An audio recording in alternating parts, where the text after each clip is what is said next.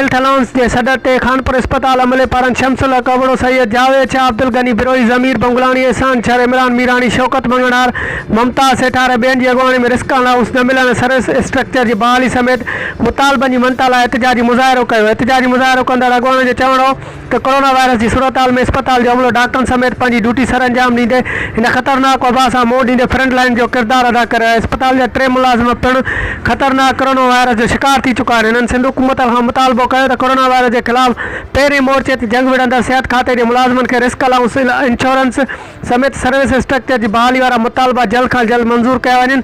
ॿी सूरत में एहतजाज जो दायरो वधायो वेंदो। रिपोर्ट बहादुर अली बोड़ो खानपुर।